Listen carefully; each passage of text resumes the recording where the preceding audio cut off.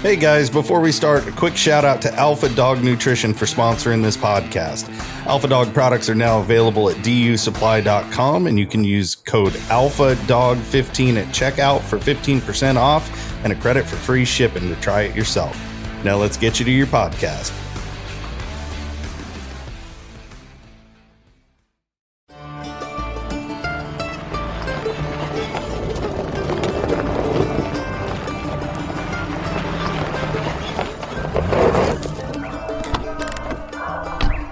Where's Fielder? He's gone to the dogs. Welcome, friends, to the Gone to the Dogs podcast. Steve Fielder here with you one more time. We've got a great guest this week and looking forward to a great conversation about the recent ProSport National Cup hunt that was held out in Brazil, Indiana. I've got the winner chicken dinner on the other end of the phone here. Mr. Daniel Sneed from Cherryville, North Carolina. Daniel, how are you today, sir? I'm doing great. Good to be on here with you. Well, it's my pleasure all the way, for sure. And that's one of the good things about doing these podcasts is I get to meet an awful lot of nice people. And, of course, if they're coon hunters, you know, that makes it all the better. And try to talk to as many as I can. And, you know, if we're not hunting dogs, we're usually talking dogs, aren't we? That's right. It revolves around coon hunting, don't it? It does. It sure does. Well, I want to give our listeners just a little bit of background because you and I think this is our first meeting, really, as we spoke before we began to record here. You're 38 years old. You live in Cherryville, North Carolina, and you're a member or belong there to the Vale, V-A-L-E, Coon Club in I guess that's in Vale, North Carolina. Yeah. Uh-huh. Yeah, that's right. We were talking about a mutual friend, a guy that I've known for a number of years, A.L. McSwain, and A.L.'s kind of been like a icon around there in your part of the country, hasn't he? Yeah, he sure has. Yeah, been around a long time. I think I first met A.L. at Southeastern Tree and Walker Days in Salisbury several years ago. But I know when I was with AKC, I tried to make it around to all the North Carolina coon clubs that I could, and I remember going to Vale on several different occasions. And but okay, let's introduce our audience here to Daniel Sneed. Daniel, were you born there in Cherryville? Yeah, I'm pretty local here. I grew up. I was raised over in Bellwood, but it's only about 4 or 5 miles from here. I was born and raised over on Bellwood and grew up on Buffalo Creek, and that's where all the hunting adventure started at, on Buffalo Creek. Buffalo Creek. That sounds interesting. Back in the history of our country, I guess that whole eastern mountains and all through there was just covered up in buffalo at one time. I would assume so. Yeah. Mm-hmm. I think most of those crooked roads that you have in that country, and back where I come from in West Virginia, they say were old buffalo trails that the Indians followed. So, yeah, I'd say. Well, a young man, 38 years old, man, I wish I could roll back the clock because I sure did enjoy the sport when I was your age. And, I love it. I love it. It's a young man's sport for sure, and especially the way you guys do it nowadays with these dogs that like to get up and go. But yeah, it seems like every dog you turn loose is going opposite directions. That's for sure. For sure. And I'm just itching to get into this conversation about this hunt, but I also want to, if I can, to lay as much background here as possible. Did you grow up in a home of coon hunters? Was your father a coon hunter? How'd you get started in it? Yeah. I grew up coon hunting. I can't honestly can't remember a time in my life when there wasn't a coon hound on the place. My daddy had me in. Well, it was actually my daddy and my uncle. They had me in the woods before I could get through the woods good. Really, they'd carry me a while. One would carry me a while, and then the other one would carry me a while, and we'd sit and listen a while. And then, because then there wasn't no such thing as a Garmin. I mean, I'm only 38, but Sure. I was in the era where we didn't have a tracking system. Now, some people had tracking systems when we were first getting started, or when I was first getting started, but we didn't have one. Daddy didn't have one. We just would turn the dogs loose, and then you know how it is. Then we had dogs that you just turn them loose and listen. It wouldn't be long. They wouldn't go far, and they'd be treed. But that's all changed now. They go all over the country now, and they had dogs in every direction. But anyway, then we'd just sit and listen, and wouldn't be long something get treed, and we'd go to it. But that was before. Well, some people, like I say, might have had some tracking systems, but we didn't. We just would listen, and then a little later on in life, I remember we started getting the what we called, I guess everybody called them, beep beep system, where you click it on once in a while and get a reading on them in which direction, and you'd either drive or walk in that direction. And I remember those systems. And then I remember one of the first ones that I could, when I was getting on up there, I was hunting pretty hard, and I remember the Tracker Classic, they called it. It was an orange handheld, and the antenna folded out, and you could carry it in the woods with you. It almost looked like a drone nowadays, where they open up the.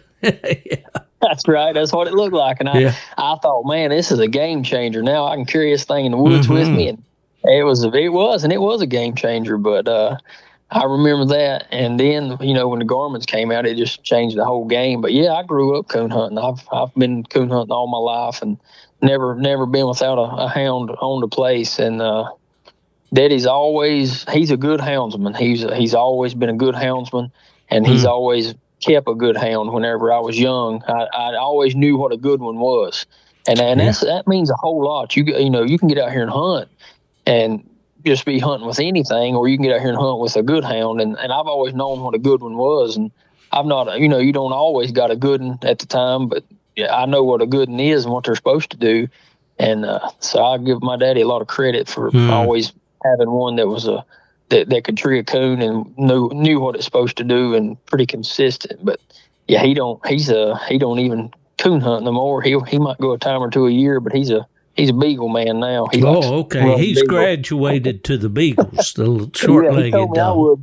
He said I would one day. You'll understand one day, Daniel. You sure will. Right now, though, man, you can cover that ground, eat it up like a racehorse. But can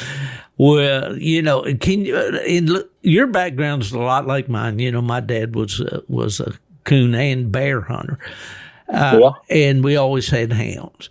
Can you think back to when you were that little guy getting carried by what'd you say, your uncle, maybe? My uncle and my dad. And your daddy. That's awesome.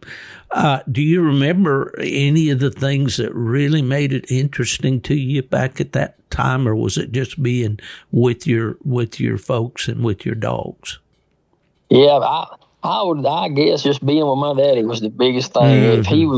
If he was, I don't care what he was doing. If he was going fishing, I was going fishing. If he was going squirrel hunting, I was squirrel hunting. If he was coon hunting, I was coon hunting. But I don't know at what point or what age, but at some point in time, just coon hunting I just stuck with it. It stuck with me, whatever you want to call it. And I fell in love with it. And from when I got, my whole life, even when I got my license and all, I started hunting some by myself and with a few buddies, and I've always had a passion for it. There's something about a hound working and getting to hear him trail up a track, and when it's getting better and better, and then when he comes treed, and it's just something about that I love and enjoy. I mean, and it wouldn't matter to me if they shut down every competition hunt in the world right now today. I'd still go coon hunting tonight, and I'd do that until the desire leaves me, I guess, because it ain't just about competition hunting or competing. It's about the love of coon hunting. I just really I enjoy it, and I love dealing with hounds and just watching them progress and getting a bond with them and know them. I enjoy hounds.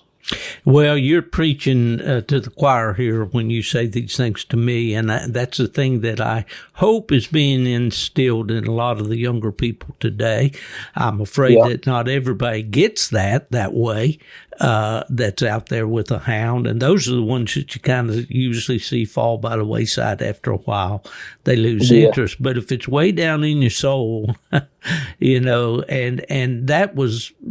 that seed was planted by my dad because I was his shadow. And the things you're saying, I could just echo right down the line, whether it's fishing, gardening, whatever it was, I was following right in his footsteps. Of course, that gardening now, I wasn't too keen on that hoeing and all that stuff, but I was real keen on that fishing and hunting. So that's cool. So you even hunted by yourself some when you were young, huh? Yeah, I hunted by myself some. I hunted by myself a good bit there for somewhat, not all the time, but I'd get up with buddies or this and that, but I'd hunt by myself a lot. But I after I had a young dog or something started, I'd like to put it by itself and keep it by itself a lot. And that, a lot of, and I don't blame anybody. You don't want to just tag along all the time with somebody else and their dog. So I didn't, I don't bother people to death about wanting to go hunting. If I'm going hunting, I'm going. If somebody wants to go with me, that's fine. Or if we need to buddy up once in a while, that's good too. But if it's time it gets dark, I'm going hunting. Yeah, absolutely. Well, from those early ages, did you like to start pup? You mentioned that you always had a pretty good dog to hunt with. Did pups enter that equation, or were you usually hunting with older veteran dogs? Yeah, I've always enjoyed younger dogs and watching them develop. At a real young age, no, I don't think nobody likes a pup when you're real young. You want to go out there and see. As you start getting a little older, you want to see them tree a coon and you want to see the action. But as I got just a little older, not old, but as I got a little older, I started getting a real interest in just watching a pup come from just nothing and starting to develop and start to use his nose, and just watching him how he's, that nose just comes like it. All of a sudden he discovers that he's got a nose and he can use it to find something. It always intrigued me, and I liked watching that happen. Yeah. Then they'd get that drive to when they'd want to start hunting a little bit, and man, that would excite me. And then I'd be ready every night. I'd be ready to put him in the woods. And that young dog stuff, I really like starting a young dog. Well, that's good to hear, and those kind of things really are what makes the sport interesting. I know when I went to UKC back in 1983, and the gentleman that's still there, he's vice president at UKC, Todd Kellum. He wanted to start coon hunting, and a mutual friend of ours introduced us, and I would take him along. Well, I had a good hound at that time. He was about 6 years old, and I guess one of the best, probably the best one I ever had. But to be honest with you, I got one now that I like a lot. But Todd would say, "Let's take Bronco tonight." And I said, "Man, I got these young dogs here. I need to be hunting them." And he wanted to see the eyes every time, and I was wanting to, just like what you said, watch that pup develop, let him start using his nose and find out what it's for, and what he can do with it and all, and that's the mark of a true houndsman, Daniel, and I can see why you've had success. Now, you hunt a walker dog. Has it always been walker dogs for you? Yeah, no, I'm kind of prejudiced when it comes to the hounds. I like a walker dog, and there's nothing wrong with any other breed. It's just for me, I started out with walkers, and that's what I've always hunted. Sure.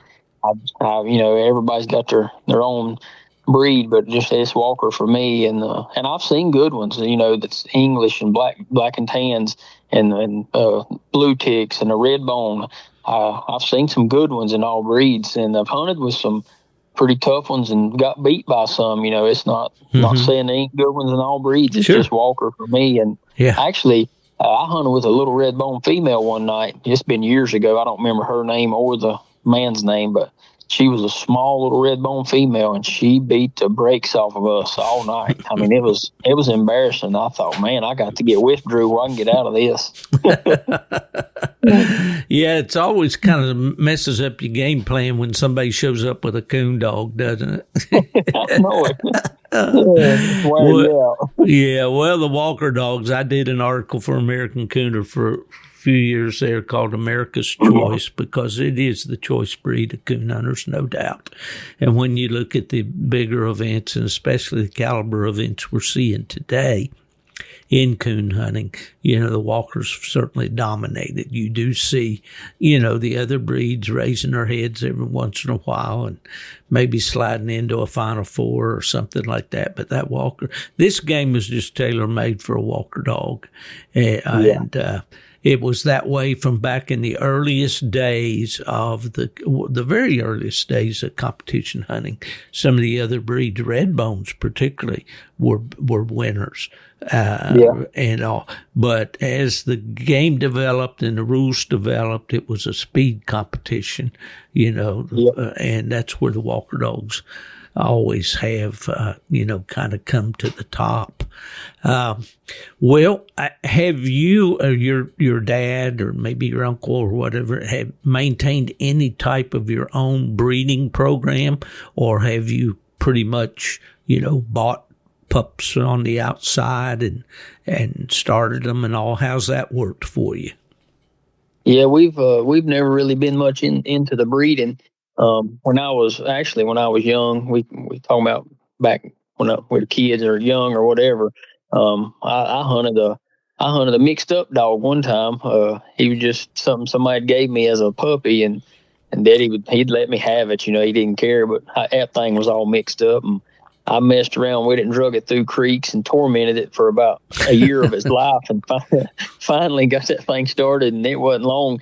He was a dead silent dog. His name, I remember his name. His name was Joe, but he was speckled up, really, really speckled up. Just had ticks look all over him, but he was mostly white. But his name was Joe, and that thing would tree a coon anywhere you turned it loose. But he was dead silent. But no, as far as the breeding goes, I've never raised a gang of pups myself, and we've always just bought a pup from somebody. We'd figure out who was having a decent litter of pups, and we'd get one and just try to train it and kind of go from there.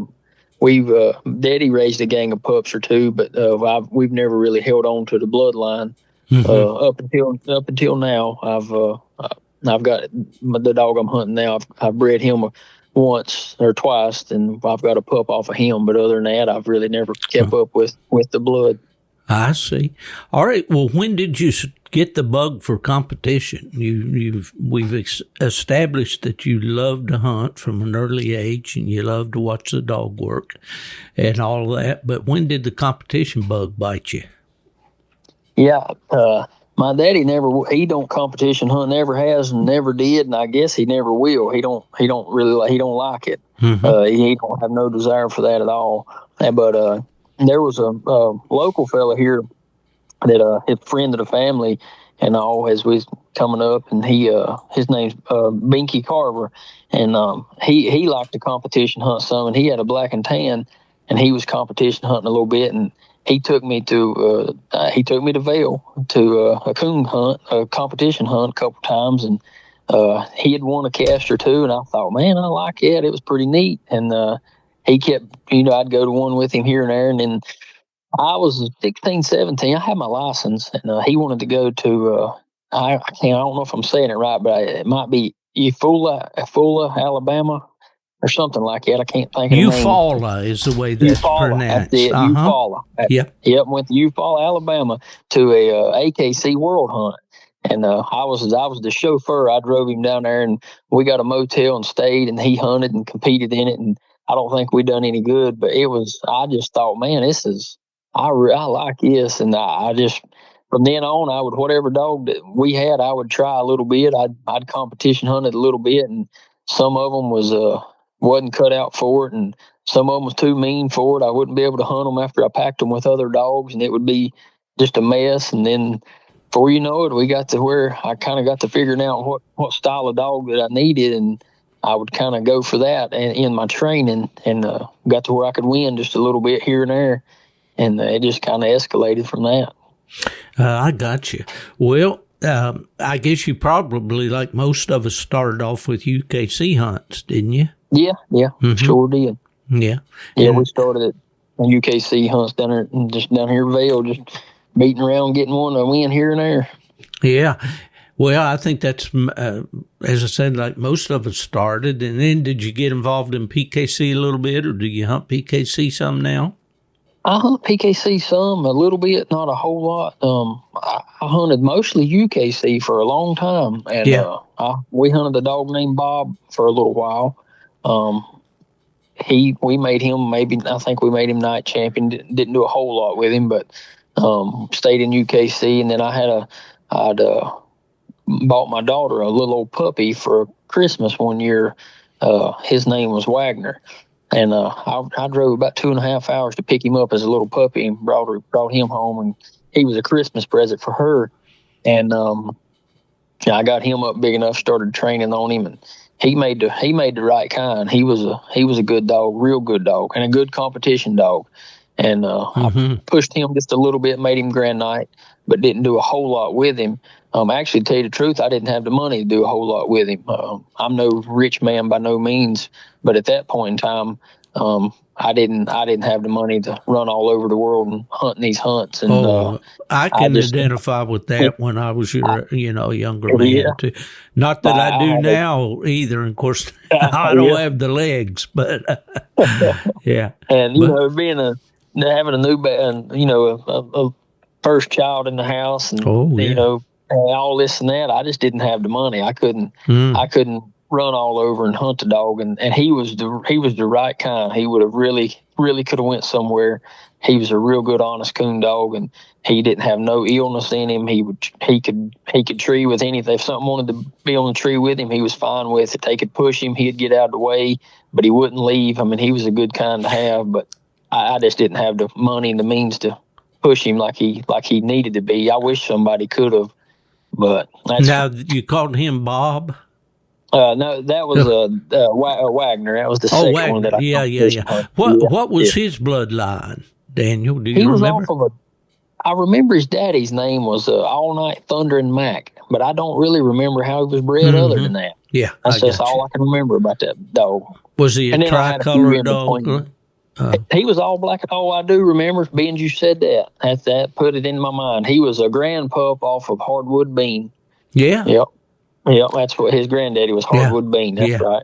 Well, those dogs were primarily black-headed dogs and white. Yep. He was all black and white. He didn't have two little old penny markings one above each eye, all in brown on him. Yeah, how about that? Well, yeah, there's been a lot of dogs down through time that could have won big on the big stage, if they just had the backing. And that's, we hear this a lot about, coon hunting's become a rich man's game and yada, yada.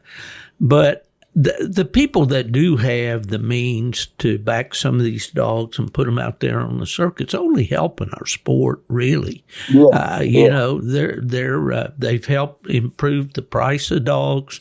Of course, it's not so good when you're buying, but if you've got a good dog to sell, you can certainly get a good price for them nowadays. Yeah. And they have contributed immensely, I think, to these larger purses and all of that. But at any rate, coon hunting has evolved, and you've got to roll with the flow. You can't.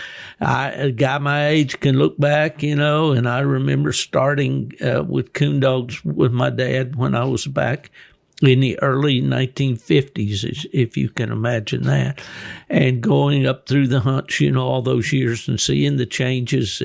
And I worked for UKC and PKC and AKC. In fact, I guess I was there at that AKC World Hunt in Eufaula when you were there, I'm sure. Yeah. And, but things change, and, But it's good to hear a young man like you say that you still have the fundamental basic love for a hound and what they can do, and that's so important to me that we don't let that ever get away from us, Yeah, that's important. Super important. Sure. Okay. Now, we probably would have met under other circumstances, and I may have gotten around to calling you to come on the program. But the reason I did, and all, is you've been all over social media here just since this last weekend, and talking about the ProSport National Cup. Now, this have you hunted in other ProSport hunts before this one? Yeah, I've been hunting some ProSport. It's fairly new. I mean, it's not new in general, but it's new to us down here in North Carolina.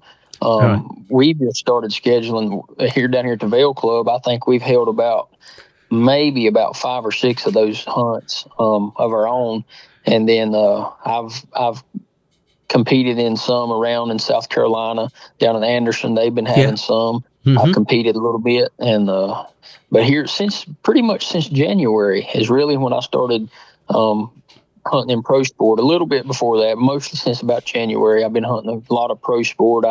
I mostly hunted UKC, and like I said, but then hunted some little bit of PKC, but mostly UKC. My daughter, she hunted. She's won youth nationals 2 years in a row. Last year being in Iowa, and the year before in Kentucky. Is that right? That's your daughter? Yeah, that's my daughter, and with the same dog, with Epp. We was mostly in UKC, and she done some pretty good winning with him, and she won that Spotlight Series last year as well. And so she done right smart with him. Mm-hmm. But then I started seeing this ProSport, and I thought, well, I'm going to try some of that. There's a little bit of money involved, and the entry fees are not crazy expensive for what the payback is. I said, I think this is a pretty good rig here. I'm gonna try some of it. So I started hunting some ProSport, and man, I fell in love with it. I liked their format. I like the way they operate and do things, and it's easy to hold hunts. You can just call Greg and tell him you need a hunt on whatever date, and it's easy to get a hunt going. And I really like ProSport. I participated in. I went up to Tennessee and hunted in a truck hunt a couple weeks ago, and I got in early, but lost going into the final round, so I didn't do no good on that. Had a good hunt up there. Each round was good, and met some good people, and was able to make new friends. So I really enjoyed that. Well, I like ProSport. Yeah, Daniel, those guys got a good thing going on for sure. Yeah, they do. And it's like my buddy Randy Smith up in Pennsylvania. He's been around this game. Yeah, I know Randy. You know Randy? Yeah. Yeah, I know Randy. Yeah. I've met Randy a couple times, and last time we met was down at a youth hunt down in, I think we're in South Carolina, down there. You are down in North Carolina on the coast or somewhere down there, didn't he? Yeah, he and Troy, his boy, went down and hunted. Yeah. Mm-hmm. Good people. It's good people. I really like salt of the earth people, Daniel. Yes, they really are. I'd go up and hunt with Randy. I try to go at least a couple times a year, usually spring and fall. Kind of let the spring get by me here a little bit this year, but there was a lot going on. He had some big hunts, and they had walker days and various things. And of course, he's always got a bunch of pups coming on. He takes that breeding seriously, and he does. He does a good job at it too. Oh yeah, but Randy really likes ProSport, and certainly has hunted all the major registries and knows how to, he can honestly compare. But well, you got those guys, Greg and Scott and Levi and those guys, they're hunters and they understand. They've been around a long time. I've known Greg and Scott for years and years and years. I've hunted with them, judged them, competed against them, all of that, so they know what it takes to appeal to a coon hunter. And they just got a good thing going on there. Well, listen, on this Pro Cup, was that some kind of a qualifying thing that you had to do, or could you just enter it and hunt in it? Yeah. Yeah, you had to. It was the on the National Cup. You have to. It's a cheap entry fee. That's one thing that draws people to it. Also, on the National Cup, it's only a $250 entry fee if you pre-enter, and you can. And you got 2 nights to qualify. You can. It was a Thursday and a Friday, but you had to double up on either night. You could double up on Thursday or double up on Friday to move on. And so that's how I doubled up on Thursday. I was able to get in on Thursday night, so I didn't have to hunt on Friday night. I was able to I rested the dog, but I walked along on a cast on Friday night. But you had to qualify, you had to double up. Yeah. Well, I was encouraged to see that there seemed like there was a fresh cast of characters in this hunt. Yeah. It wasn't the names that you normally see at every major pro sport hunt. There was guys that I, really didn't know or was not familiar with. And to me, that interested me. I said that there's something there that's drawing, guys that maybe can't afford that $6,500 entry fee or whatever it is, $5,000 and all. Well, okay. So basically now walk me back through it again. How your trip to the Pro Cup in Brazil, Indiana. It started by doing what?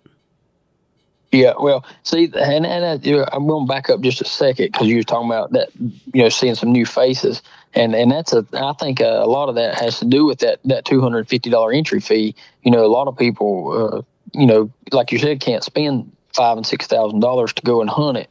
And I'm grateful for the people that can, and I'm one of them guys. I can't spend $6,000. That's nothing to be ashamed of. The working man's what built this country. Yeah. The family man and all that, and that's where most of us come in. Yeah. But go ahead. And that's how and going into this thing, I was telling my wife, going into this pro sport, starting to hunt a little bit of it.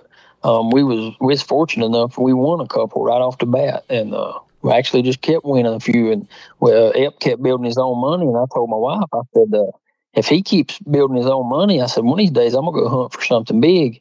And wound up being able to go hunt for that truck, and didn't do no good. But I was able to win a cast and got 1,000 of my money back, so it really didn't hurt us a whole lot, And we won a few more, and I said, well, it's National Cup. It's only a $250 entry fee. I said, but then you got your gas in it, and you got to rent you somewhere to stay for 3 nights. I said, but he's won his own money. He's earned his keep. I'm gonna go try it. So that's how that come about. He kind of paid his own way. But going into it, we had to double up on one night or the other. So we doubled up on Thursday night, and we was able to rest on. I rested him on Friday.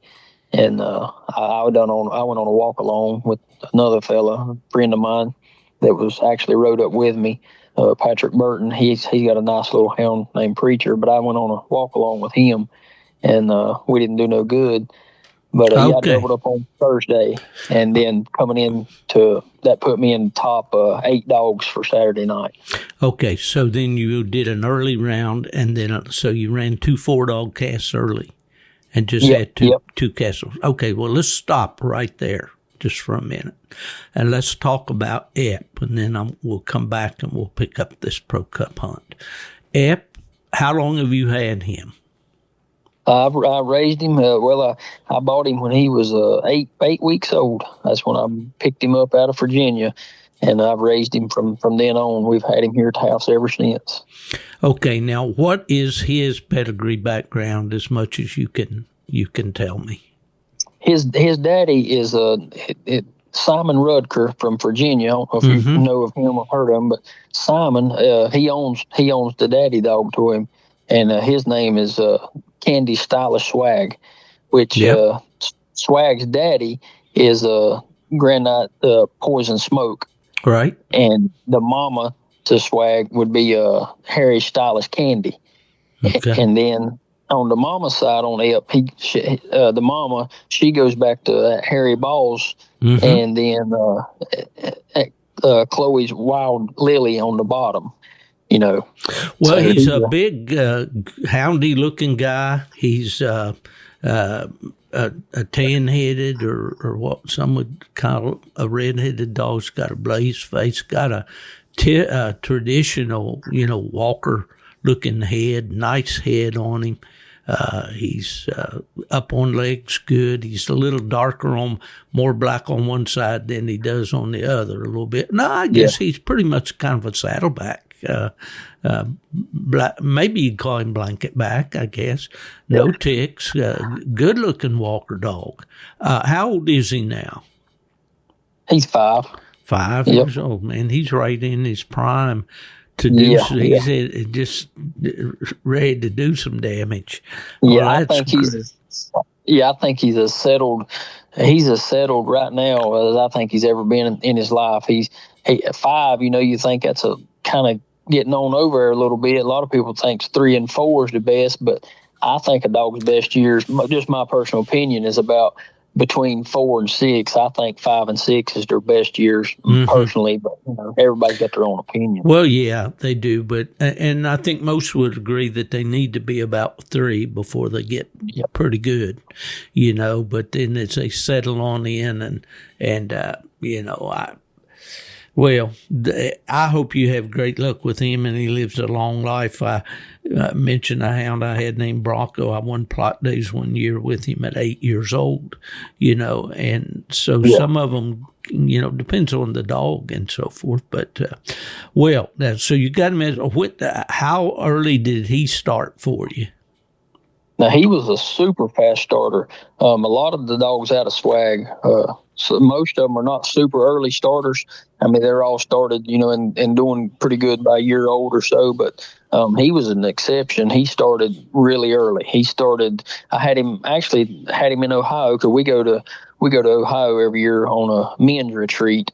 We go up and we spend a week up there, and some of us coon hunt, some deer hunt, and rabbit hunt. There's a bunch of us goes and we do a Bible study every night. That's awesome, man. I'm glad that really excites me. That's great. Yeah, we get in the Word and we study God's Word and we pray with one another, and it's time for men to be together and can talk about things that men need to talk about and this and that, and that's what we do on that trip every year in Ohio. But anyway.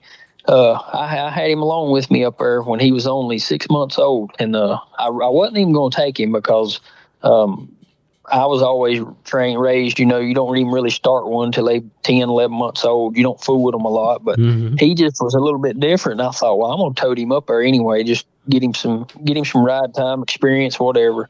So I took him with me, and he was kind of tagging along with the dogs, before we ever went. But we were coming back. We'd hunted about all night. It was about 4 o'clock in the morning, and we were coming back to the Airbnb where we were staying there. And there's 3 little small coons across the road. And I said, hey, stop right here. I'm going to turn him loose. And we got stopped, and I turned him loose, and he run just a little short track. I'm talking maybe 60 yards, just right off the edge of the road. And he come treed, and it sounded like that he was going to tear that tree down. I thought, my goodness. Man. So I about tore my clothes off of me running through them rose briars up there trying to get to him. But I got in there and got him tied, and he had one of them little small coons up that tree.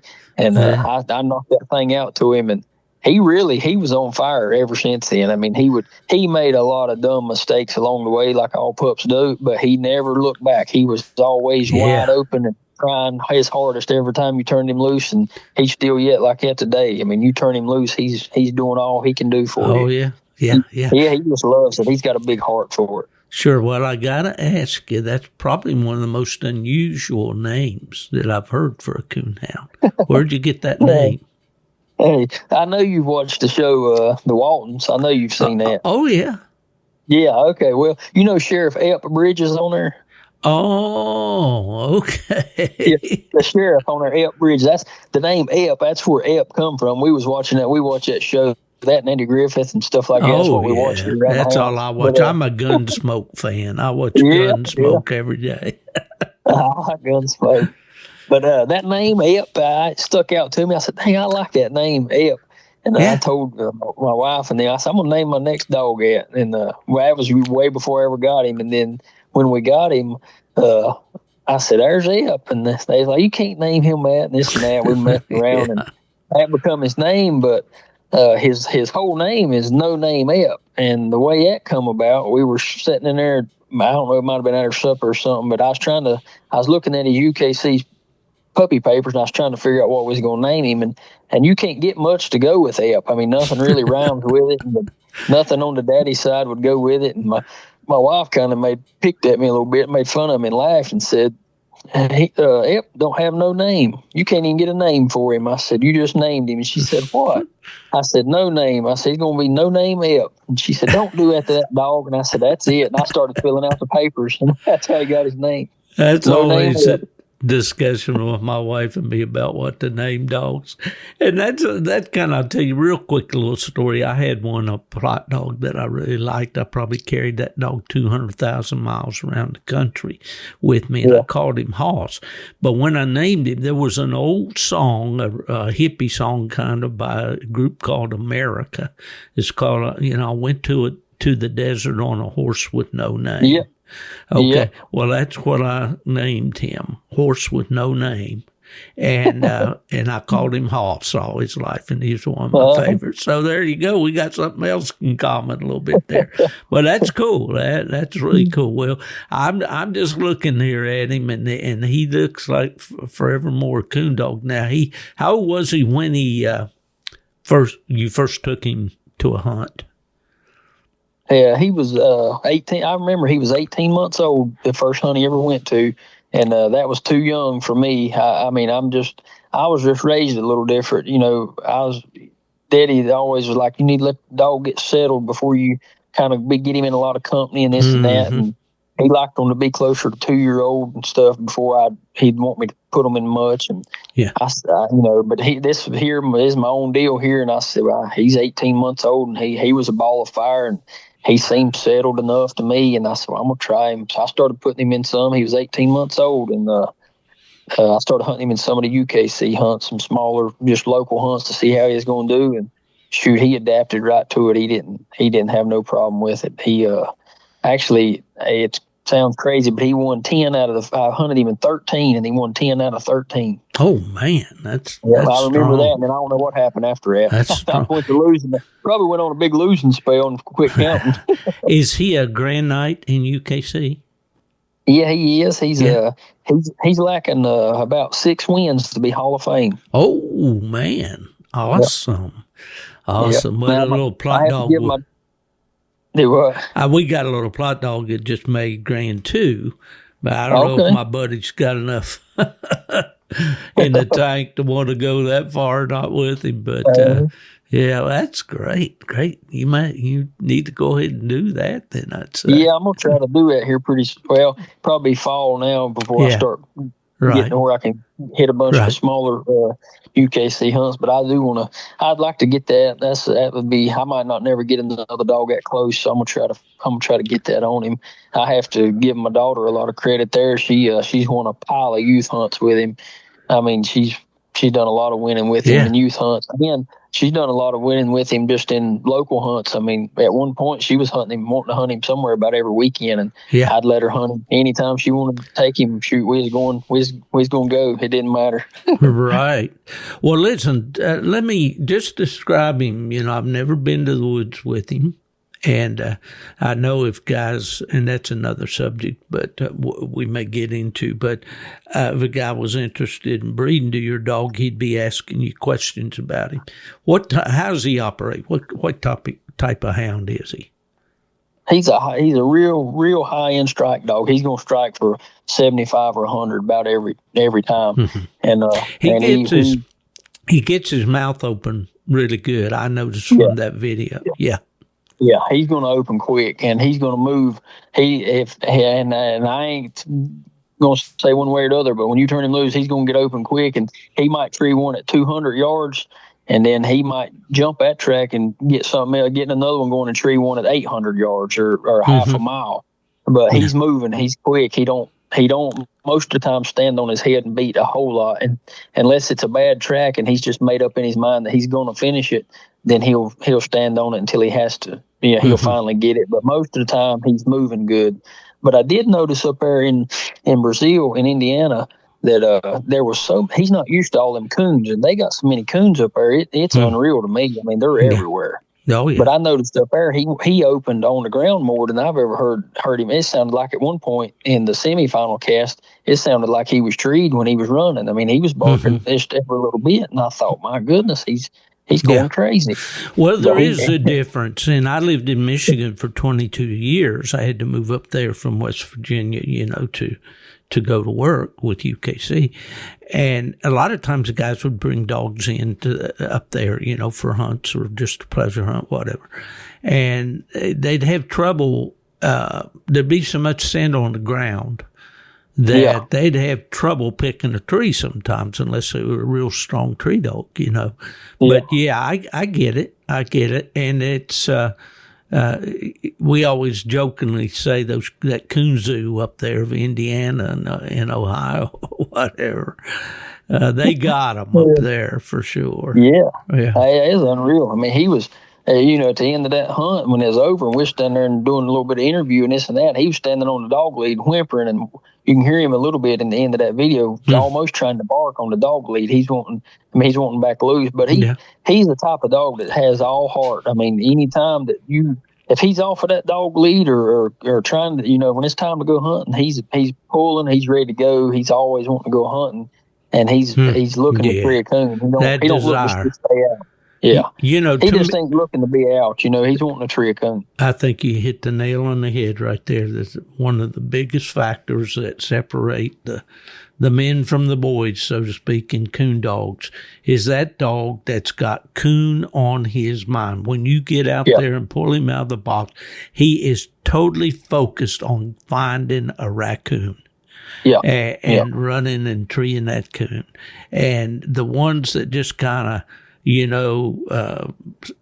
beat around, bang around, and run over one, they can win on a given night.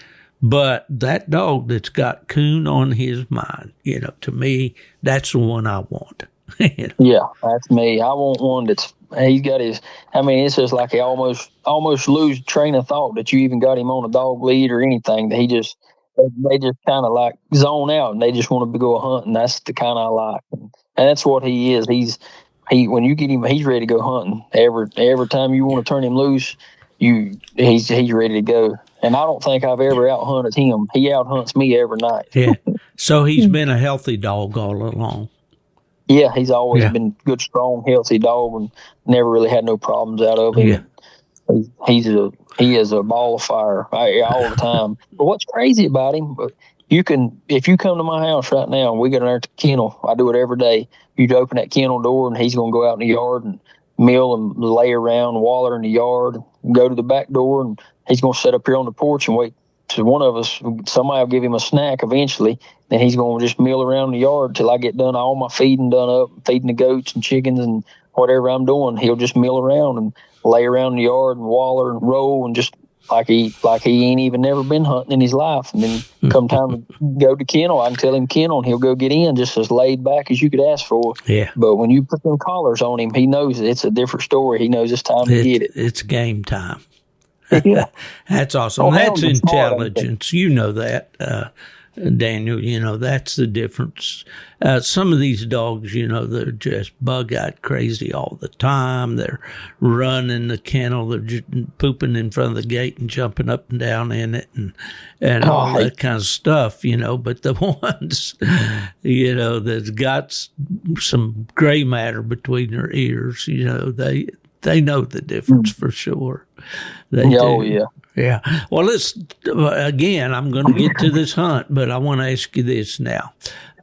What kind of light you wear? Bright eyes, heat seeker. All right. Oh, that's exactly what I got too, but I'm sure you'll wear yours out a whole lot sooner than I do. Yeah. He puts out a good product, don't he? Ray does. It's hard to beat him. It's hard to beat him for sure. And you can't beat the customer service. I mean, I can run down there to Ray's. It's only about 2 hours from me. If I need to, I can go down there and within 15, 20 minutes, he'll have my light back going if something would happen to it. or if I pull the cord out of it or whatever, drop it, break it, it ain't. But I mean, if I'm willing to drop down there, he'll have that thing fixed in just a few minutes. We don't talk all the time, but we'll get 3 or 4 times a year, Ray and I'll just get on the phone and talk and visit, and we always do at Autumn Oaks and the different big kinds of Grand American. You know, he and Trina are just really great people. You know, the whole staff, everybody. I can't, the boy that builds his lights back there. I can't right now, his main names. Oh, man, it's hard to get old. I'll think of it in a minute. But, yeah. What are you fueling this dog with? What are you feeding? Joy 2420. Joy. I guess so. Yep. Wade is glad to hear that, and Josh Michaelis, they'll be glad to hear that too. Well, that's good, Joyce. Yeah, it's a good feed. It's a good product. I've been feeding it. I know for 3 years, maybe. I know for 3 years, 3 solid years, maybe a little bit longer. But I know we've been feeding 3 years. It's good feed. I fed Purina for years, and it's good feed. There's nothing wrong with Purina. I'm not throwing off on anything or anybody. Right. I agree. I just feel like when I changed to Joy, that I just seen a little shine in his coat. He just seemed like he had plenty of energy. I mean, I just like Joy. There you go. Is it fairly easy to get there in your area? No, I do struggle a little bit with finding it. I have to drive about an hour to get it either way. If I go to South Carolina or if I go on up north of me, I have to drive about an hour. But other than that, you know, I got my feed it, and then 2 of my hunting partners around here, we hunt together some. They feed it also. So we buy about 10, 12 bags at a time, and between all of us, it ain't too bad. We can most of the time get our hands on a bag. Yeah, well, that's good. Well, Josh, if you're listening, get busy, buddy, and get you some dealers around there in that part of North Carolina. I don't know what's wrong with people around here. I've asked all my feed stores to carry it, and they just act like that. I don't know if I'll be able to sell it. And I'll say, you never will be able to sell it if you don't get it in the store. That's right. And they do a phenomenal job and with the videos and all that stuff. And it's, you know, my hat's off to anybody that's out there promoting this sport. You know, if they're doing, and I love the boys at UKC, Alan and Trevor, they're good boys, and they treat me absolutely the very best. And when I go to Autumn Oaks or Grand American or whatever, you know, I'm always treated better than I deserve. And the PKC group is the same way. I worked with Roger Dale when I was at PKC and also, but I'm just I'm the grandpa that's sitting in the stands rooting for the grandson at the Little League ball game. I mean, if you're out there coon hunting, I'm your biggest fan. You know, that's the way I look at it now, especially at my age. Okay, let's go back to Brazil, Indiana. I've been there several times. I've been there for plot days. I've been there for that youth world hunt that are activities that Elwood Simmons has put on there before. I've hunted all around that area, and all know what the hunting's like and all. And but tell us about. Okay, you said you got in on Thursday night. Do you remember anything about either of those casts that was notable or that stood out to you at all? Yeah, the Thursday night early round, the worst thing about it was hot. I couldn't believe the temperature. It was like 83 degrees when we cut loose, and the humidity was up. It was, That's tough. It was hot. Yeah, it was hot right out of the truck. It just seemed, I thought, my goodness, I didn't expect this. You know, I was expecting to be kind of cooler up there, maybe some lower humidity. Oh, yeah, you would. There were some storms, you know, in the area. And that's what was making it, keeping us so hot. And, man, it was hot coming out of the truck. And Epp, he performs hot or cold, but he likes it cooler, you know, which I guess all dogs do. But sure. We come out of the truck and we cut loose, and we didn't get a bark for the minute had been gone, and we hadn't had a bark. And that was unusual to me. I was thinking, man, we're going to be, you know, we're in we're in Brazil, Indiana. We're gonna have coons all over us. We fixing, I was expecting everything just to be barking and be wild, but it wasn't. We cut loose and it's pretty quiet really for the first little bit, and then I can't remember, somebody's dog got struck for 100, and I went in for 75. And then from Epp, he was kind of slow on that first cast for the first 15, 20 minutes. He wasn't getting a whole lot done. He was trailing good and sounded good, and I knew he had a good track working it. And one dog had already came treed and had a coon, and it had got recut. And another dog came treed, and we were going to it. And on the way to it, I asked the judge, I said, "You mind if we stop and listen just 1 second?" He said, "Yeah, go ahead." So we listened. I could hear Epp was treed, and I treed him. And I think 2 more dogs treed in with him. And then we went to that fella female, and she had a coon. She looked real good on it and had a coon. And he got her recut. And she wound up, we handled all the dogs at Epp's tree. When we got back over there, everything was there. And that was, we had a coon there. And that allowed us to get recut and everybody competing for 100 again. So it opened the strike back up. And that's kind of unusual, that don't happen a lot. Yeah, absolutely. Pro sport, especially pro sport, most times something's going to be a treed by itself somewhere, and that strike's going to stay at 25. But it opened back up and got us back to where we could compete for 100. So by then we were on in the woods a little, in the timber a little ways. So we got cut loose, and I think I struck under the minute on that one. I got struck back in. He didn't trail very far. He trailed in there maybe 400 yards and came treed and sounded real good coming treed. So I didn't hesitate much. I went ahead and treed him on that. And another dog come in, treed with him. And then we had another dog treed. Pretty deep the opposite way. But we had to go score Epp and them first, and they had a coon there. And we had to walk our minute, and then we couldn't hear that dog. Of course, we was down in the holler. And we walked back up to the top of the field, and we could faintly hear the dog once in a while. So we had to recut. And we went back in for a quarter on that. And we tried. The judge, we kept walking. That boy could barely hear that dog once in a while. We would try to get in there closer to hear, and we just hear it faintly. The judge, he tried to let the boy get treed in, but he just couldn't. The judge couldn't hear the dog good enough to let him get treed in. And then Epp happened to come treat again. Shoot, I bet he wasn't 50 yards from the tree where he just treed a coon. He come treat again. And then what was unique about the end of this hunt, I've got the hunt pretty much, I got it pretty much won. It's in the bag. And unless the judge's dog, I think his name might have been last name Cooper. Can't remember who he was exactly. But anyway, his dog had come in there and backed Epp on that last tree.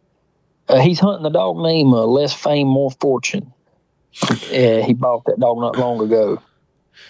Is that the boys from over at Monticello?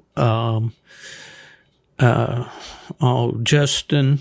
Oh man, I know the dog that you're talking about for sure. And, I can't remember. Coble. Jason Coble? Kevin Cable sold him the dog. Oh, okay. That's a different dog, I think. Well, no, I know that dog. Yeah, but I'm thinking of another dog altogether. Oh, okay. But anyway, I got that dog's name. I mean, that man's name. I just cannot think of it. Jason Cooper. Jason Cooper. He was a field rep for me when I worked at AKC. He's a partner with Alan Holden on some dogs and all. Jason has really made a mark in competition hunting in the last few years. He's always got a good dog. Yeah, that's exactly who it was. It was Jason Cooper. Him and he was hunting the Less Fame, More Fortune dog, and Jason's a super good guy, super good judge. Oh yeah, he done an outstanding job. He was first class all the way. First class stand up guy. But it was down to about the last couple seconds, and his dog was treed in there with Epp. And I wasn't going to tree, unless I absolutely had to. But when his dog was treed with Epp, I knew he would tree in right at the last of the hunt, and I don't blame him.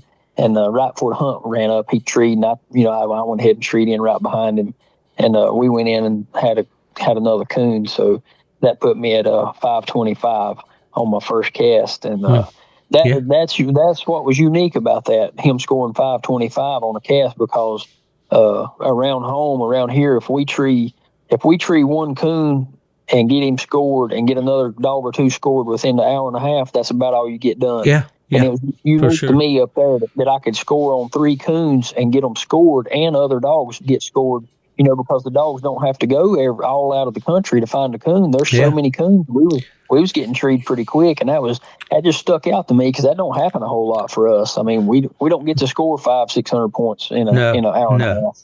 Well, the thing that kind of is interesting to me is these dogs on this cast were kind of packing up some, and that's not something you see very much. It was unusual. I didn't. I was kind of odd. You don't see that much. Right. So anyway, you got on through, you won your late round, and this puts you get a night's rest in, right? On Friday night, and you walked. Yeah, instead of resting, you walked along with your buddy, right? Yeah. Did you bring him luck? Did he win that cast? No. I might have stayed at the Airbnb. He didn't win that cast. So he didn't get through, but he was able to. It worked out to where he was able to go with me on my semifinal cast and my final cast. Yeah.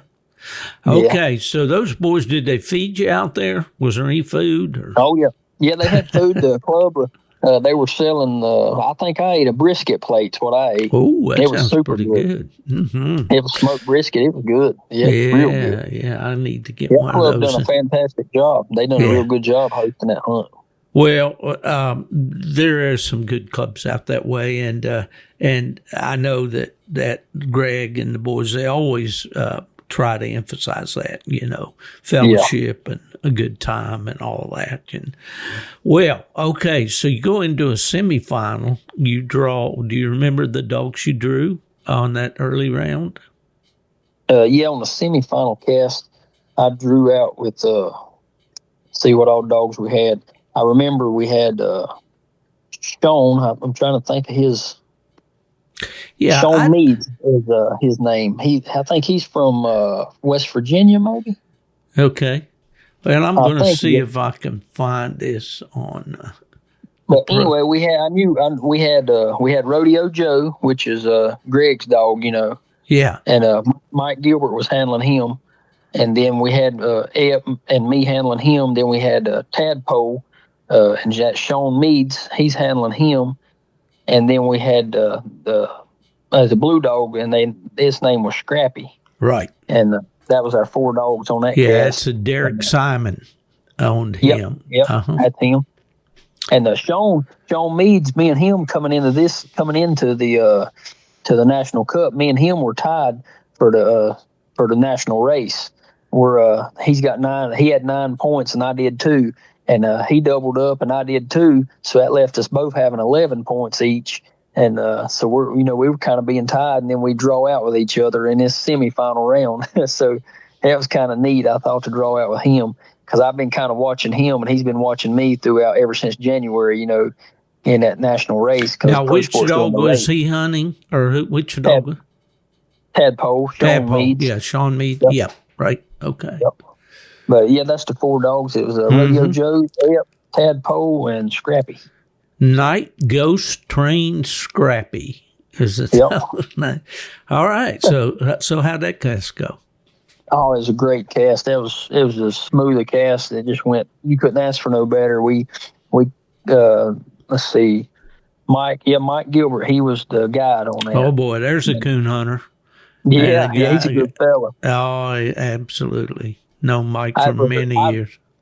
I'd heard a whole lot about him, he's a good houndsman and this and that. I've never really met him personally, but actually before we went out to the hunt, we got to sit around there at the club and talk for a little bit, and I got to meet him. He's a super good guy. He just stand-up guy. But anyway, we got cut loose there, and the dog's running there, and I strike under the minute, and then Mike strikes under the minute, strikes the Joe dog, and we both struck in under the minute. And Epps, he's about 350 when he strikes, and then he starts trailing up a little old drainage ditch back towards us.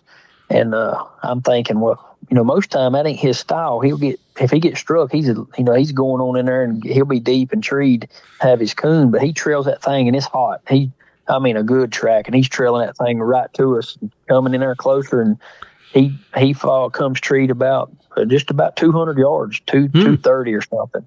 And I thought, man, I'm gonna be the first dog treed in. I said, that's unusual for us, but I'm game. I'm liking that. So he comes treed, and I get him treed in, and we go in, and it's just a hedgerow of trees, and field on both sides, and we was able to find that coon right off. And so I get him recut, and he goes down that drainage ditch the opposite way to where he just come from, and he's barking. That's the cast I was saying earlier, that where he was barking so much. I guess there was so much scent in there and so many coons, he just was, he struck right back off and was just barking and carrying on. And he trailed on down through there, and we tightened up on Joe and Tadpole a little bit. And Epp's starting to kind of settle in. I can tell he's starting to figure that thing out. And I guess he got his own single track, got it singled out from some of the other coon tracks or whatever. And he trails out around the edge of a little field and into another patch of woods. And he comes treed in there again. And I get him treed in, and then the fella hunting the Scrappy dog, he wants to stop and listen, and Scrappy's treed in he's about a half a mile on in there, way in there deeper. So we come off Epp's tree, we shine it, and we couldn't find it. It was a big leaning tree that leaned into a couple, like maybe two big maple trees, and the tree he was on had a hole in it. So we circled it. And we come off it, and I get him recut, and he gets struck back in, for a quarter. But anyway, we're going to the Scrappy dog, and Tadpole gets treed in the opposite way. So now we got Tadpole treed in and Scrappy, Epp's trailing, and Joe's trailing. Well, we walking, and we're walking the Scrappy, and the times are counting down, and of course the clock's working in my favor, and I'm loving it, and it's working against Scrappy and Tadpole. But when we get to Scrappy's tree, he's got a coon, and we come off his tree with about, I guess we got 7 or 8 minutes left. And you're in Brazil, Indiana, with coons setting everywhere, and you got a dog coming off a tree just had a coon, and you got 8 minutes. The hunt's not over by no means. That dog can tree a coon and beat me just easy. So I'm sweating it. I'm sweating it. But a good thing is we are walking. We're going to have to recut Scrappy, and we're going to have to walk away from him to go to Tadpole. But he gets Scrappy recut. We walking out across the field, and that field we just come across, it's I don't know, it's a half a mile long. And it just seems like that clock is never going to wind down. And it's just, time just seems like it's just dragging away for me. And finally it gets down to about the last 30 seconds, and the whole cast pretty much just stops, and time ran out on it, and everybody, congratulated me. And it was just just picture perfect. You couldn't ask for it to be no better. It was great. And awesome. Clifford Boo Boo Rivers was my judge on that one. I know judge. Yeah. He was the judge on the final, wasn't he? He was. He's a stand-up guy. He done a great job. You couldn't ask for a better judge than Clifford. Boo Boo, he's a good guy. Yeah. Well, that's got to be a good feeling. And we come off that, and I'm on cloud 9 now. I'm like, man, I'm in the final 2. If I don't even win this last cast, I made it to the final 2, and I was excited. And Epp was treed again in there, and actually they called us a ride, and I went back and got my truck and drove around, and me and my buddy went there and got him, and then got him some water and got him cooled down a little bit, and we get back to the club, man, we excited then. We ready for that final cast. Were you the first cast back, or was? No, we were the last one back. Their first cast, they got their cast over pretty quick and got on back. So I knew what dog I was hunting against before I got back, because we had pulled it up on the phone. They was doing that live play by play. So I knew that the barcode dog was going to be what I had to hunt against on my way back. Yeah.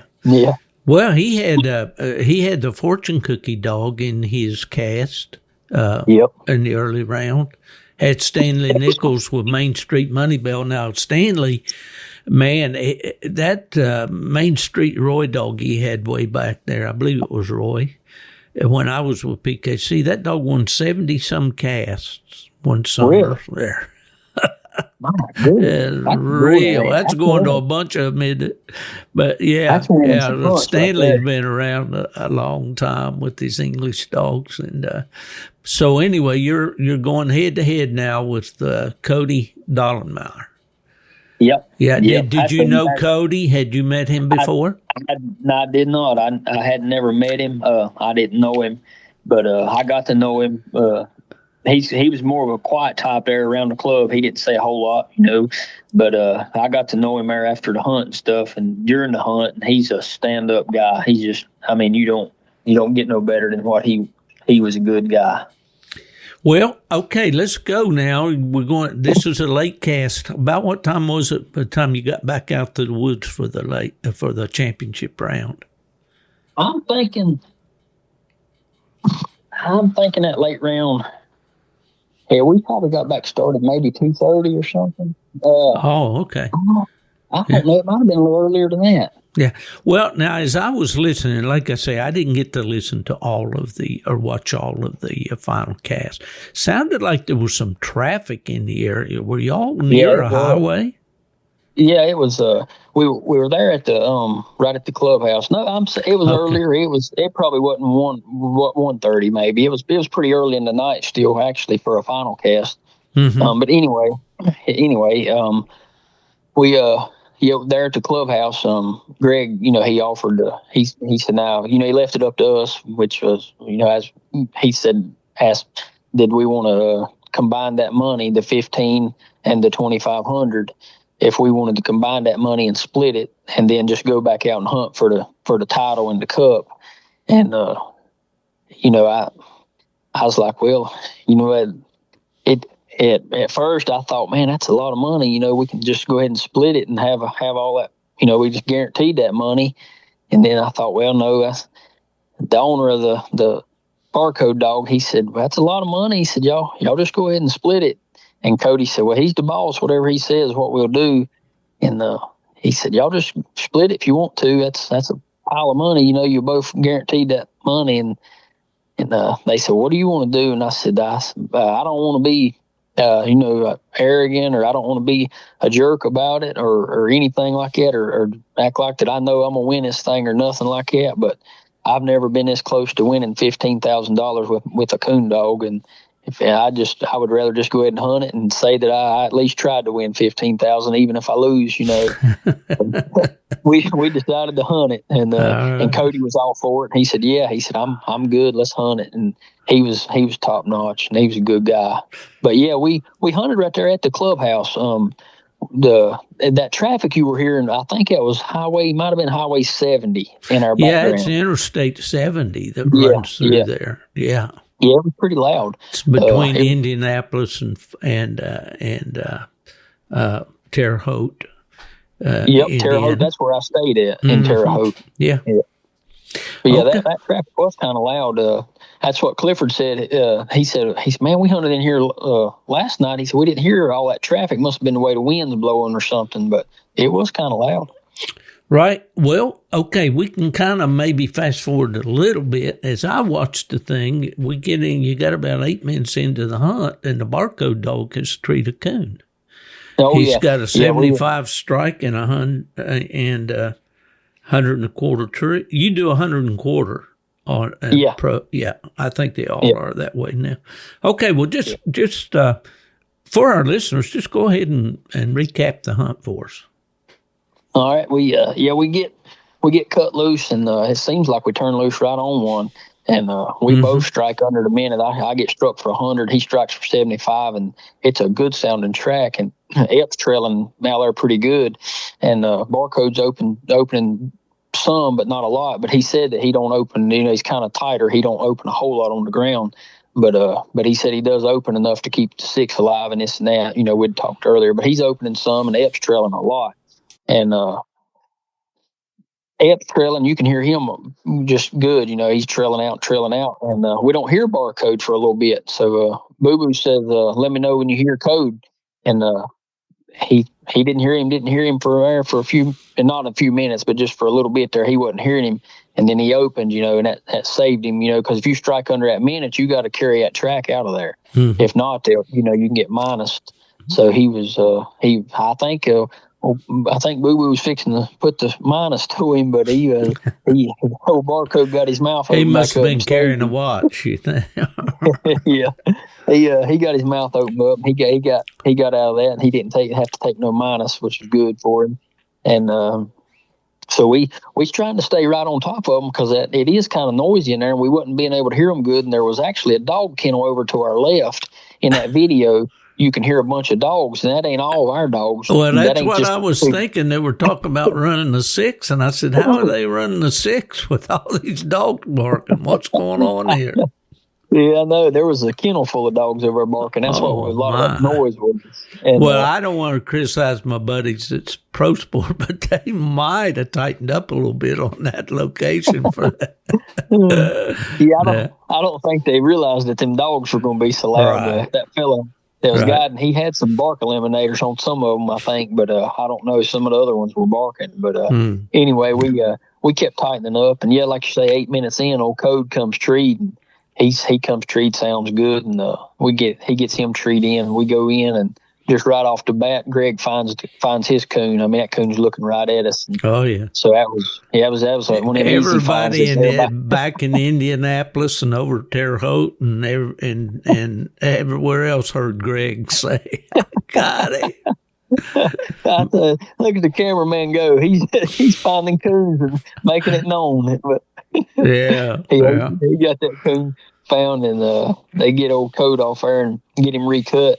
Or we're trying to get him recut, but we can't hear Epp because we're down in kind of like in that creek.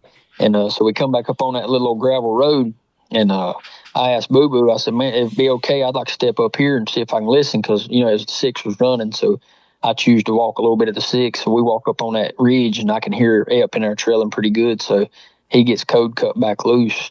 And I asked Boo Boo to be okay to move on up top that hill. So we move up into that hay field, and Epp's just right off in that holler, and he ain't but about 200, and he's trailing good, and I can hear him. So we just stand there for a little bit and let him trail. And he actually starts trailing right back up towards us.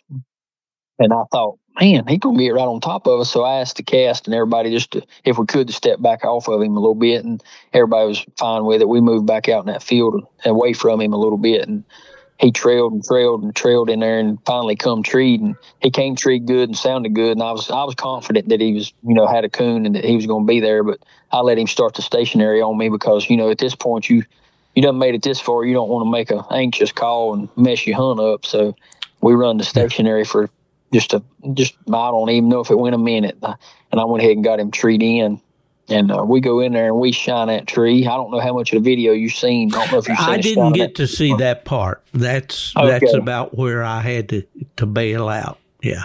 Okay. All right. So we shining his first tree. We're at Epp's first tree. He does get Code struck in on the way to Epp's tree, but anyway, we're in there shining Epp's tree.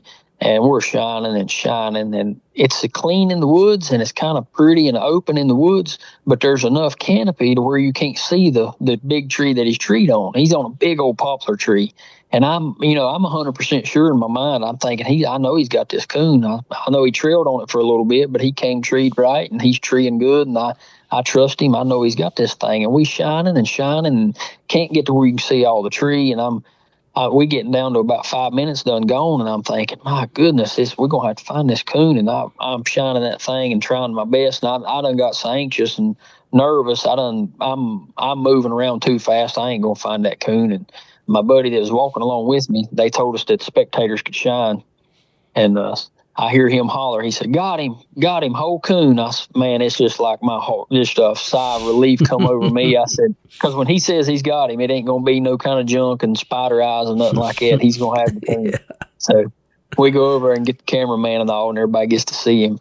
And so we come off of Epp's tree, and Code had been struck back in. So you're in the lead at this point then, because you had the strike. You had the high strike. At this point. Yeah. Yeah, I'm carrying 225 Yeah. plus, and Code's got 200 plus, and he's carrying 25 strike. And we come off of that tree and walk my minute, and we can't hear Code, so we go back to the last place we heard him, and we still don't hear him. So Cody asked, would it be okay because he wanted to walk as much as that 6 minutes toward his dog as he could. So that's what we all did. We walked within about 250 yards of Code, and he said, let's just stop. He said, if I can't hear him here, he ain't barking. So we started the 6. The 6 was already running, and then the 6 wound up catching Code, which had opened the strike back up again. So now Code is he's been minus 25. He was at 200. Now So he's at 175 plus. Yeah. And Epp's still at 225. And now I'm fixing to get cut back loose. And I was really wanting Code to break at 6 because I was wanting to be struck back in for a quarter. I didn't want to be struck back in for 100. If I'm going to take a minus, I don't want to take 100 minus, on strike or something crazy happens. You drop back into defense mode here a little bit. Yeah, I was trying to, but it didn't work for me. I got him cut loose, and he barked in the minute a few times, and then the minute was up, and he barked. I let him bark the third bark, and then I struck him. So I went back in for 100 strike, and I'm thinking, boy, you better not fail me now. You struck in for 100. You better get this thing going. But he does. He gets on around that field, and he gets kind of quiet. But it ain't that he's quiet. He went around the field and back off the other side of the hill, and we couldn't hardly hear him. And the started the 6 one time on him, and he broke it. And I asked to walk top of the hill, and we got up top of the hill, and we're standing in the field, and you could hear him trailing in there pretty good. Then it was a real good track. He was trailing it and sounded real good. And he come treed in there, and I think Greg in the live video, he said, sounds like old Epps found him another one. Because you can tell when he ain't about anybody, and anybody that's hunting with you, when Epp comes treed, you know it. He just got a distinct change over and locate, anybody can call I didn't get to hear him tree on the video. I'm going to go back now after and watch the whole thing. But yeah, if you watch the last tree that he makes right before he comes treed, you can hear him come treed and everything, and you can tell. And as soon as he came treed, Boo Boo said, I'm going to start the stationary. So I let that stationary run for a little while. I just wanted to make sure, and because I didn't want to take no minus at this point. And I let the stationary run a while. And I finally go ahead and tree him in, and we got about a 600-yard walk. So, well, I'm going to stop you right here just a minute. Now, what's the rule in ProSport? Now, UKC's dropped back to 3 minutes on a tree and all. What's the tree rule on ProSport? Yeah, it still is. That's what it is in ProSport too. When you tree them, you got there's a 3 minutes. So you can play with that stationary a little bit more. Back in my day, I know I messed up one night leading a cast in a late round, and this dog, if he got real hot, he'd chew. And, and I just should have gone ahead and treat him. And I would let him run the stationary on me a little bit, and then I'd treat him. And by then, he just got hot and gone to chewing, and I ended up, getting minus on the 2 minutes. But anyway, I think he got a little bit more levity now with the 3 minute tree. When when you did go ahead and tree, you just got to wait 3 minutes instead of 5. Yeah. Anyway. And with that 3 minutes, we had a 600-yard walk. So pretty much when I treated him, we didn't spend 30 seconds there listening, and we went ahead and started walking across that field. And here we go again. We get to that tree, and it's a big old tree. He's treed on a big vine that's going into a big old, look like an oak tree. I'm pretty sure is a big oak. And, that's always a good sign. If you treat on a big vine going into a tree, you pretty much, that's about 100% you're going to see a coon. And we shine, and we can't see good again. And then we shine and and I'm freaking out because I'm like, if I need this coon here and this will seal the deal, that's what I'm thinking. And we shine around a little bit, and then I hear my buddy that's with me. I heard him holler again. He said, I got him. He's right here. Whole coon. You need to carry him with you. Yeah, I'm telling you. I'm glad I had him. And Greg was right over there with him. And then Greg's like, you got him, Patrick? And he said, yeah, I got him right here. So we get over there and look at him, and Clifford everybody sees him, and they get him some little bit of camera on him and this and that. And everybody says congratulations. I get him off that tree, and we got 18 minutes left to hunt, and we come off that tree, and they said walk you a minute, and we're gonna get you recut, and I got that 70 highway at my back, and I'm having to recut Epp the exact same way that he just trailed in there. So, and I know the dog. I've hunted him his whole life, and I know how he operates. Once I recut him in that same direction he just hunted out of, he's going to whirl and go to some new country. He's not going to go back in that same area. Yeah. So I was a little bit worried about that. I said, I said, can we get to that field and let me cut across that field? And they said, well, you won't have time. Just you're going to have to walk the minute and cut him. I said, okay, I'll be fine. So anyway, I get my minute walked, and I thought that Boo Boo hollered, collar him. But he hollered something else, so I turned around and I said I was going to ask him what he was saying, and I seen Cody walking towards me, and I thought, man, he might be withdrawing. So Cody's coming towards me, and he comes up to me and he just puts his hand out and says congratulations, and I'm just overwhelmed with emotion. I shake his hand. I actually grab her. I reach around him and hug him, and I say, man, I appreciate you not making me cut back loose. And he said, well, I can't beat you. My dog's out of hearing by now. And he said, I'd have to tree 2 more coons, and I'm already out of hearing. We just ain't going to have enough time. And I just thought that was a stand-up move for him to do. Stand-up move. Protect your dog. That's right. One of the most frustrating things I've seen over the years is that guy. There's no way they can win, but they want to turn loose. Now, I don't understand that, but yeah. Well, all right. That's awesome. I got to go back and watch the whole clip, the whole video now. But yeah, you need to watch it.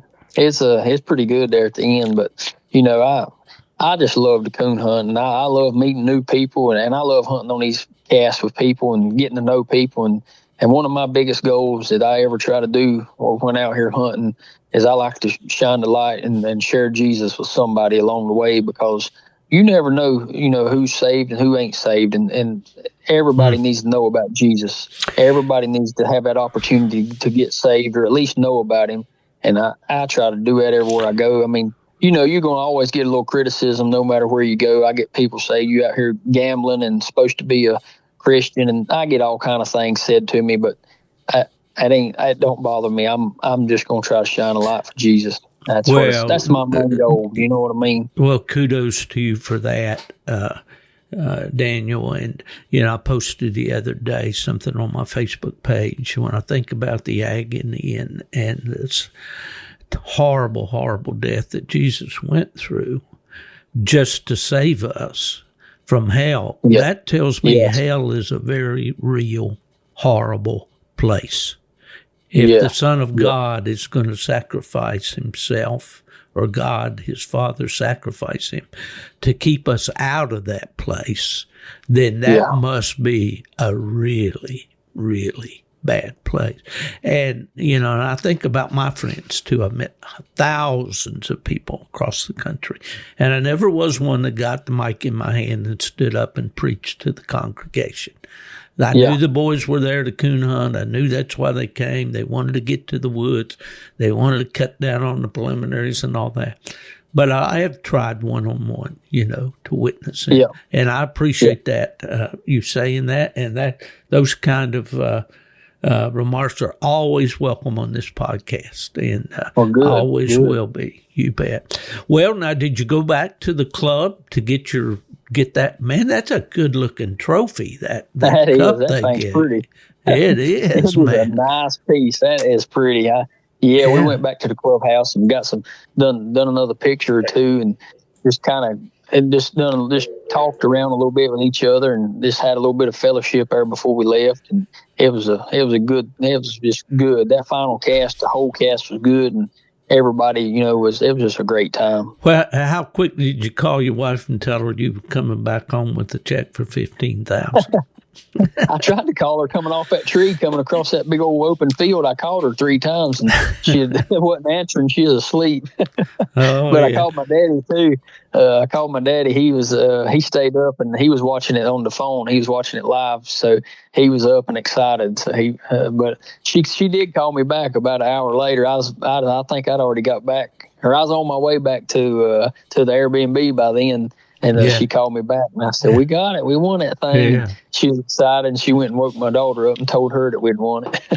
Well, I think you should have stopped by the Waffle House and bought your buddy there steak and eggs or something for breakfast for finding your coons for you.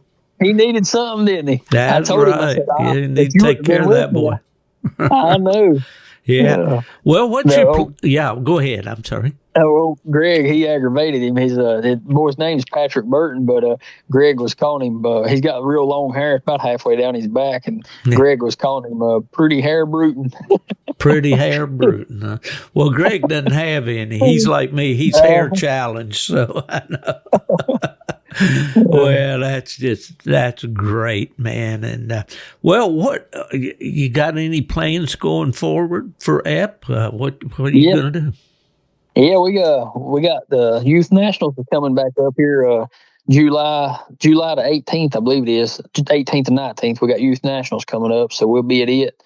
Brooke wants to hunt it. It's going to be in Milton, Indiana this year, so I'm going to take her back and let her try it again, see if she can get it 3 years in a row. Is that with UKC or is that? Yeah, okay. That's UKC. Awesome. Yeah, it's great what kids have today that they can get out and compete and get some recognition, and vendors are so good to donate great prizes and all. We had nothing like that when I was a kid. Absolutely nothing.